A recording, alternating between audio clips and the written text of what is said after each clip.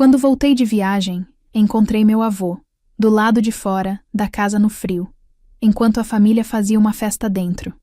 Eles estavam nos incomodando, eles disseram, mas então eu fiz uma ligação que os deixou em choque. O ar gelado da noite me atingiu como um tapa no rosto no segundo em que saí do táxi.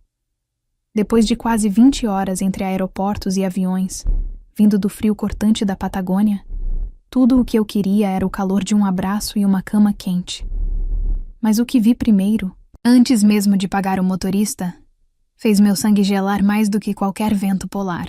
Lá estava ele, meu avô, sentado no banco de jardim que ele mesmo construiu há mais de 40 anos. Uma figura pequena, encolhida, tremendo sob a luz fraca da varanda, vestindo apenas uma fina malha de lã. Pode parar aqui mesmo, obrigada, eu disse ao motorista, minha voz saindo trêmula. Joguei o dinheiro no banco da frente sem nem conferir o troco e praticamente saltei do carro. Minha mala de rodinhas ficou para trás, esquecida na calçada, enquanto eu corria pela grama úmida em direção a ele. Da casa, sua casa, vinha um som que não combinava com a cena. Uma música alta, com uma batida pulsante que eu não reconhecia, misturada com o barulho de dezenas de vozes e risadas. As luzes estavam todas acesas, derramando um brilho amarelo e festivo pelas janelas, revelando silhuetas de pessoas dançando e brindando lá dentro. Uma festa. Uma grande festa. E meu avô, o dono de tudo aquilo, estava do lado de fora no frio. Vovô? Chamei, minha voz suave para não assustá-lo. Vovô Arthur, sou eu. Ele levantou a cabeça devagar, e o movimento pareceu custar-lhe uma energia imensa. Seus olhos, que antes eram tão vivos e cheios de faíscas de inteligência, agora pareciam turvos e distantes. Ele piscou algumas vezes, tentando me focar na escuridão. Um sorriso fraco e confuso apareceu em seus lábios. Minha estrela, ele murmurou, um apelido que não usava há anos. As estrelas estão tão bonitas hoje. Você veio ver as estrelas comigo? Meu coração se partiu em 1000 pedaços. Olhei para o céu, mas estava nublado e sem brilho. Ele não estava vendo as estrelas no céu. Talvez estivesse vendo as de sua memória. Toquei sua mão e senti como se estivesse tocando um bloco de gelo. Seus dedos estavam rígidos e sua pele pálida. Vovô, você está congelando. O que está fazendo aqui fora? Por que não está lá dentro? Ele não respondeu. Apenas continuou a tremer, um tremor violento que sacudia seu corpo frágil. Tirei meu casaco pesado, o mesmo que me protegeu das nevascas do sul do continente, e o coloquei sobre seus ombros. O cheiro de casa, de seu perfume suave de lavanda, estava ausente, substituído por um cheiro de umidade e abandono. A raiva começou a borbulhar sob a minha preocupação, uma lava quente subindo pelo meu peito. Vamos entrar, vovô. Você precisa se aquecer. Com cuidado, passei um braço por suas costas e o ajudei a se levantar.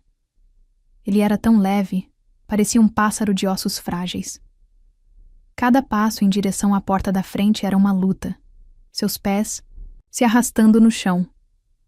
O barulho da festa ficava cada vez mais alto, uma afronta a cada passo que dávamos. Quando abri a porta, o calor e o som nos atingiram como uma onda. A sala estava lotada. Eram meus tios, meus primos e um bando de estranhos que eu nunca tinha visto na vida. Copos na mão, risadas altas. Ninguém parecia notar o dono da casa entrando pela porta, apoiado em mim, tremendo da cabeça aos pés. Minha tia, com um vestido brilhante e um copo de vinho na mão, foi a primeira a me ver. Lúcia, querida, você chegou, ela disse, com um sorriso que não alcançava seus olhos. Ela veio me dar um beijo no rosto, mas parou quando viu o estado do meu avô. Sua expressão mudou de falsa alegria para irritação em uma fração de segundo. O que ele está fazendo aqui dentro? Ela sussurrou para mim, como se meu avô fosse surdo. Meu primo, Ricardo, se aproximou, já um pouco alterado pela bebida. Ah, Lúcia, você voltou. Que bom. Leva o vovô pro quarto, vai. Ele já deu muito trabalho por hoje. Eu os ignorei. Meu foco era um só: meu avô. Conduzi-o através da multidão, abrindo caminho entre corpos dançantes e conversas fúteis. Ninguém se moveu para ajudar. Ninguém ofereceu um copo de água. Eles apenas nos olhavam de relance e voltavam para suas conversas, como se fôssemos uma pequena inconveniência passageira. O cheiro de álcool e perfume barato pairava no ar, sufocante. Finalmente, chegamos ao seu quarto, que ficava no fim do corredor. O quarto era o único lugar silencioso da casa. Fechei a porta e o barulho da festa foi abafado, tornando-se um zumbido distante. Ajudei-o a sentar na beira da cama, tirei seus sapatos frios e úmidos e o cobri com todos os cobertores que encontrei. Ele suspirou, um som de puro alívio, e seus tremores começaram a diminuir. Sentei-me ao seu lado, segurando sua mão, tentando passar um pouco do meu calor para ele. Ele fechou os olhos e, em poucos minutos, adormeceu, exausto. Fiquei ali, no silêncio, apenas ouvindo sua respiração fraca e o som da festa cruel do outro lado da porta. O amor que eu sentia por ele se misturava com uma raiva fria e cortante. Uma raiva que eu nunca tinha sentido antes. Eles não me viram chegar com uma mala. Não perguntaram da minha viagem. Não se importaram com o fato de o patriarca da família, o homem que lhes deu um teto e uma vida confortável, estar congelando no jardim. Eles apenas o queriam fora do caminho. Levantei-me devagar, com cuidado para não acordá-lo. A imagem dele, encolhido e confuso no frio, estava gravada na minha mente. Aquilo não foi um acidente. Não foi um descuido. Foi deliberado. Eu ia voltar para aquela sala e descobrir por quê. E alguém ia ter que me dar uma explicação muito, mas muito boa. Deixei meu avô dormindo. Um sono tranquilo que contrastava violentamente com a tempestade que se formava dentro de mim. Fechei a porta do quarto com um cuidado infinito, e o som da festa me atingiu novamente, mas desta vez não era apenas barulho, era uma ofensa. Cada risada, cada nota da música, parecia um insulto à cena que eu tinha acabado de testemunhar. Respirei fundo, endireitei os ombros e caminhei de volta para a sala. Não mais como a neta que acabara de chegar de viagem, mas como uma leoa pronta para proteger sua cria. Meus olhos varreram a multidão e encontraram meu tio Roberto perto do bar improvisado na cozinha. Ele estava de costas para mim, rindo de alguma piada, com um copo de uísque na mão. Ele era o irmão, mais novo do meu pai, um homem que nunca conseguiu manter um emprego por mais de alguns meses e que vivia de projetos que nunca saíam do papel. Agora, vivia no luxo da casa do meu avô, bebendo o uísque caro que meu avô mal tocava. Caminhei até ele, abrindo passagem com uma determinação que fez as pessoas saírem do meu caminho. Toquei em seu ombro. Tio, preciso falar com você, agora. Minha voz era baixa, mas carregada de uma frieza que o fez se virar imediatamente. O sorriso em seu rosto desapareceu quando ele viu minha expressão. Lúcia, o que foi? Aconteceu alguma coisa com seu avô? Ele perguntou, com uma falsa camada de preocupação. Aconteceu que eu o encontrei no jardim, congelando enquanto vocês. Todos dão uma festa aqui dentro. Quero saber por quê. Ele suspirou. Um suspiro longo e teatral, como se eu fosse a criança mais irritante do mundo. Ele me guiou para um canto da cozinha, longe dos ouvidos mais curiosos. Olha, não faça uma cena. Seu avô, ele estava nos incomodando. Sabe como ele é? Começou a contar aquelas histórias de engenharia naval de novo, pela 10ª vez, para os meus amigos. Estava ficando constrangedor. Eu o encarei, incrédula. Constrangedor? Ele estava contando as histórias da vida dele, na casa dele, e você achou constrangedor? Ele estava sendo um fardo, disse ele, a voz subindo um pouco. Estava atrapalhando. Lúcia, as pessoas vieram aqui para se divertir, relaxar. Ninguém quer ouvir um velho repetindo as mesmas coisas sem parar. Nesse momento, minha prima Clara, sua filha, aproximou-se com um sorriso venenoso nos lábios. Ela era a personificação da arrogância, vestida com roupas de grife que eu sabia que não tinha como pagar. O que a viajante está reclamando agora? Papai? Ela perguntou, tomando um gole de seu coquetel colorido. Ela está chateada porque o vovô foi tomar um ar. Meu tio respondeu, olhando para ela em busca de apoio. Clara riu, um som agudo e cruel que fez meu estômago revirar. Ah, Lúcia, pelo amor de Deus, ele ia estragar a festa, com aquele cheiro de guardado e as conversas sem pé nem cabeça. Qual é o problema? Nós o colocamos no banquinho dele, onde ele gosta de ficar. Ele provavelmente nem percebeu o frio. A crueldade casual em sua voz, a total falta de empatia, foi como um soco no meu peito. Eles não viam um homem, um pai, um avô. Viam um objeto quebrado que estava atrapalhando a decoração da festa. Ele não percebeu o frio? Repeti, minha voz agora um sussurro perigoso. Eu o encontrei tremendo tanto que mal conseguia falar. Seus lábios estavam azuis, Clara. Ele poderia ter ficado doente. Poderia ter acontecido algo muito pior. Vocês têm noção do que fizeram? Minha tia Marta, que tinha ouvido a conversa, juntou-se ao grupo, completando o tribunal da família. Ela colocou a mão no peito, com a expressão de uma mártir. Você não tem o direito de falar assim conosco, Lúcia. Você não entende nada. É muito fácil para você, não é? Passa meses fora, vivendo sua vida de aventuras, postando fotos bonitas, e depois chega aqui e nos julga. Nós é que estamos aqui, dia após dia, continuou meu tio, entrando no mesmo discurso vitimista. Nós é que lidamos com o trabalho de cuidar dele, com as noites mal dormidas, com a confusão, com a bagunça. Você não faz a menor ideia do que é isso. Então não venha com seu pedestal de moralidade nos dizer como devemos agir. Eu olhei de um para o outro. Tio Roberto, a fraude preguiçosa.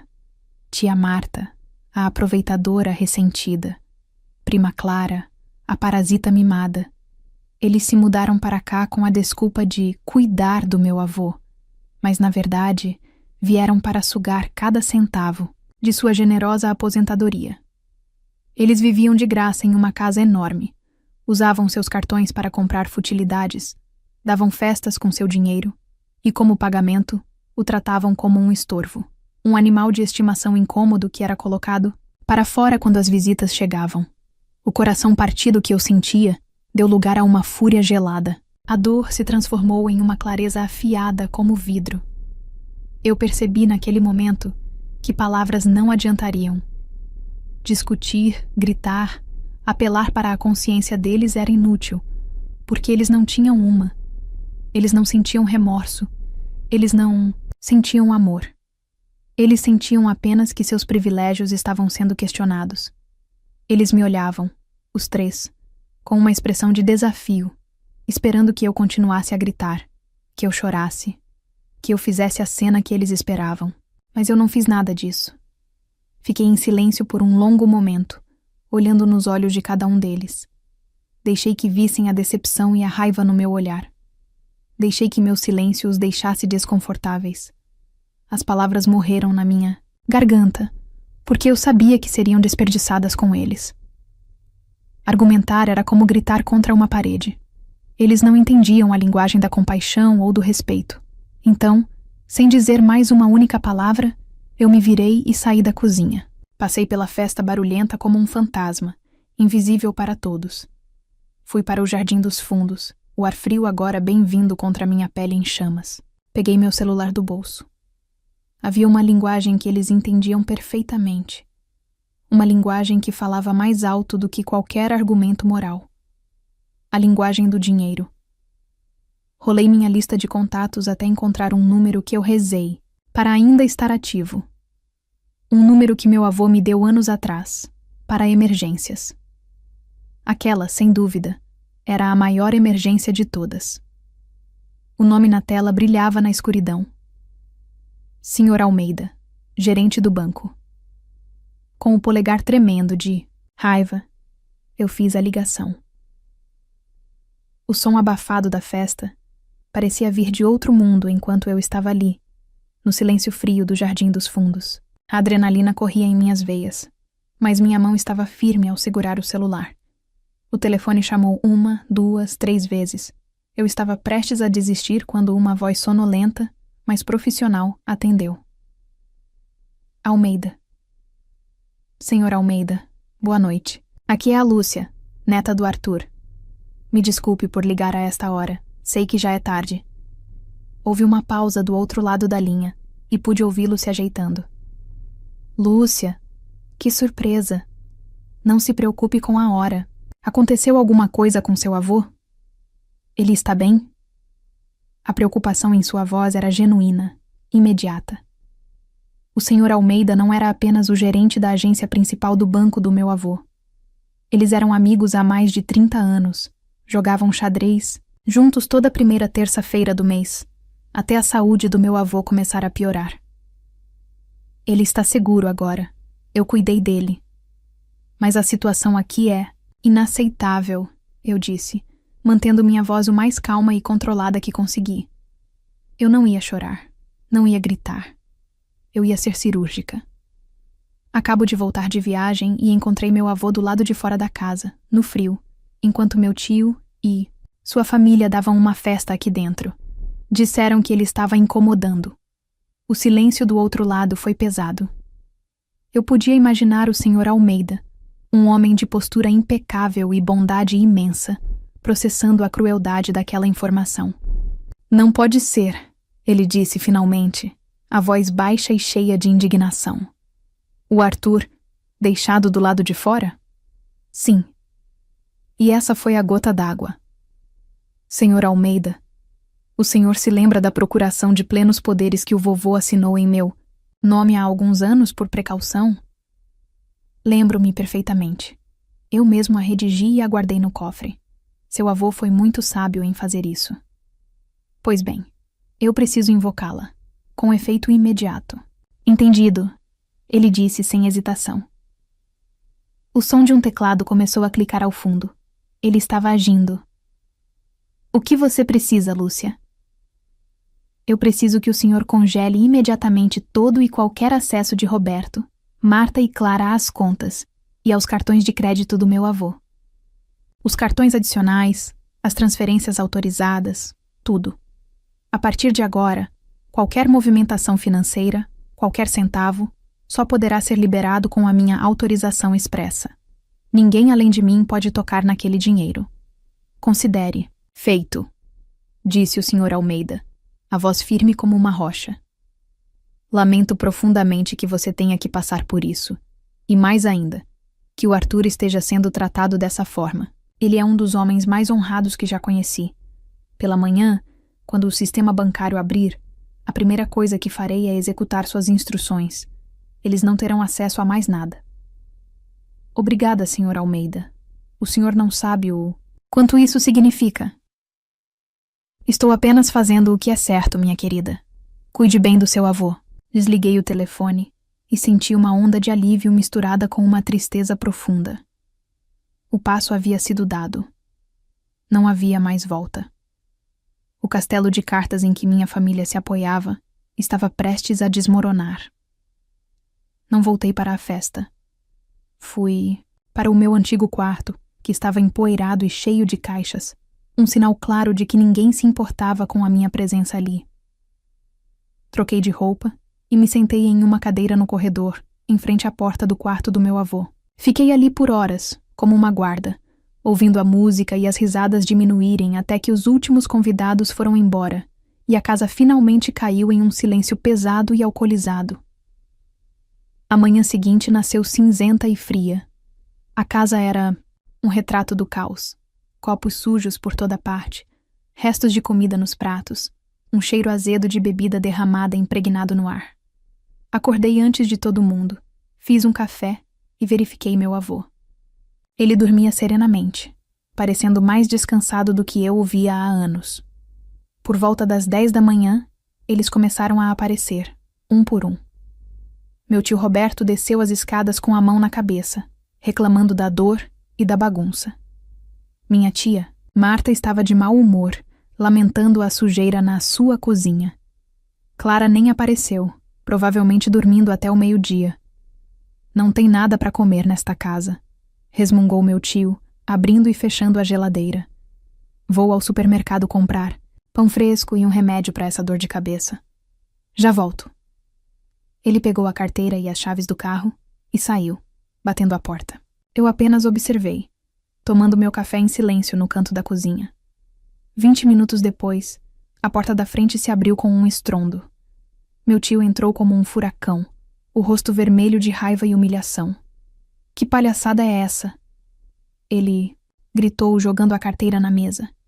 Meu cartão foi recusado, para uma compra de R$ 50.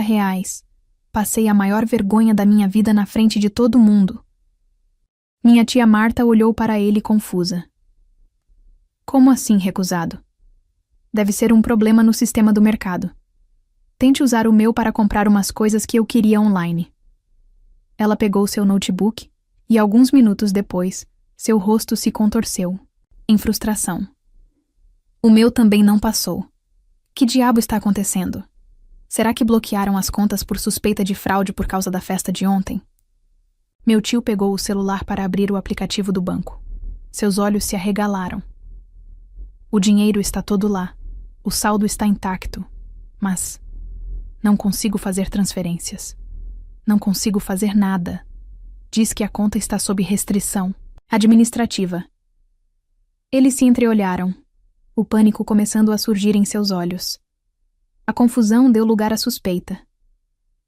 Lentamente, como se estivessem ensaiado, os dois viraram a cabeça na minha direção.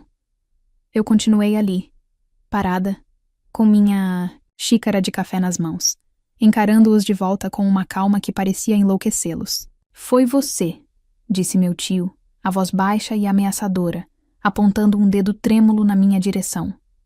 Foi você, não foi? O que você fez?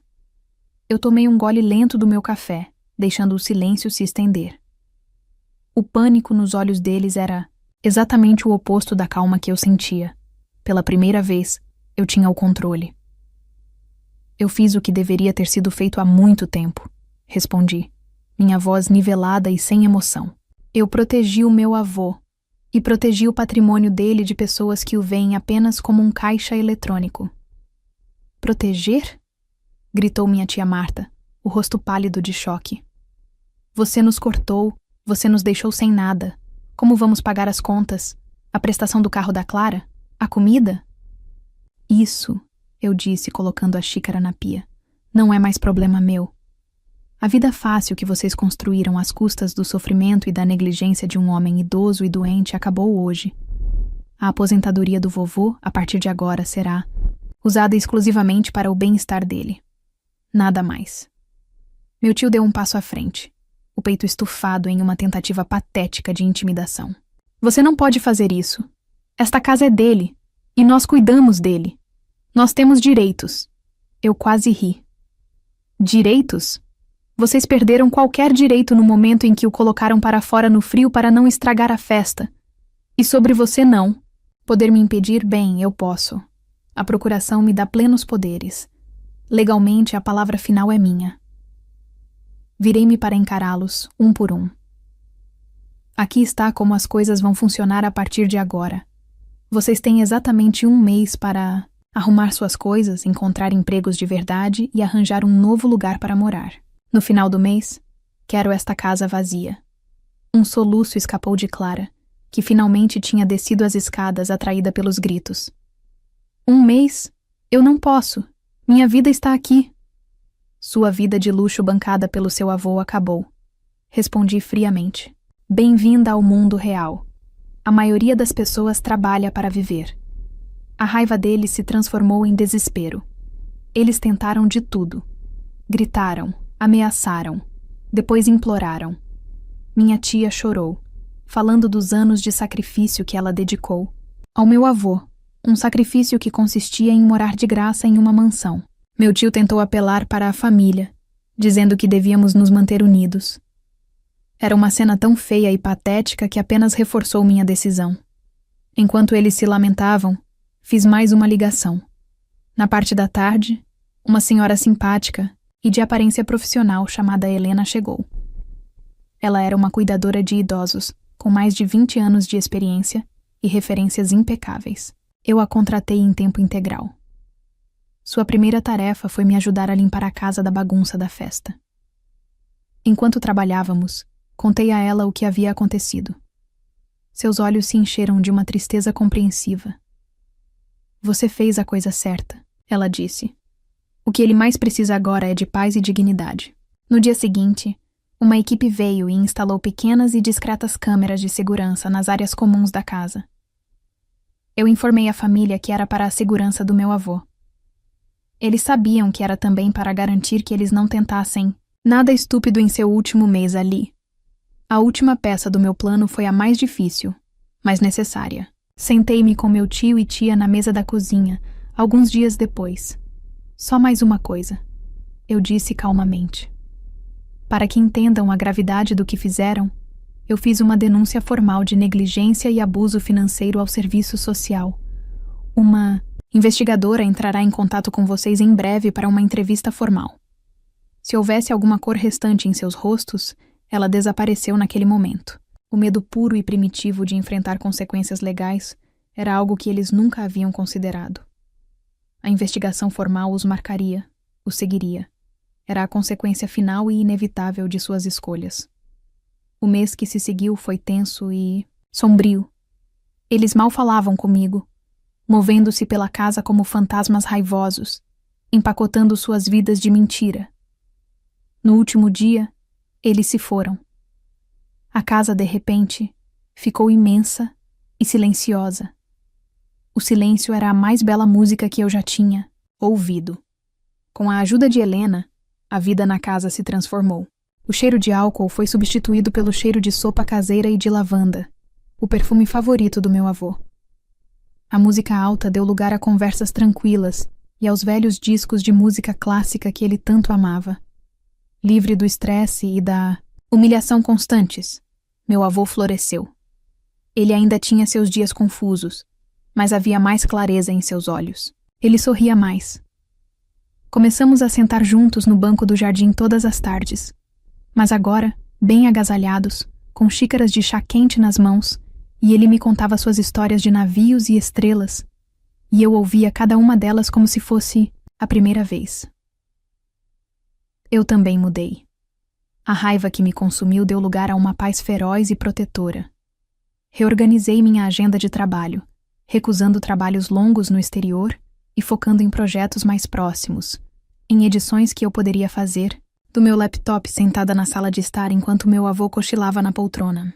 Percebi que as melhores fotografias que eu poderia tirar não estavam em paisagens exóticas, mas ali mesmo, nos momentos fugazes de lucidez e carinho com o homem que sempre foi meu porto seguro. Eles nunca me perdoaram, mas eu não esperava que o fizessem. A investigação do serviço social os deixou com uma mancha permanente, e eles foram forçados a construir uma vida do zero, uma vida de trabalho duro para a qual não estavam preparados. Não senti alegria em sua queda, apenas a satisfação sombria da justiça. A melhor resposta para a crueldade deles não era um ato de fúria, mas a paz e a felicidade que nós construímos nas ruínas do egoísmo deles. A casa estava finalmente em silêncio. E pela primeira vez em muito tempo, era um lar de verdade.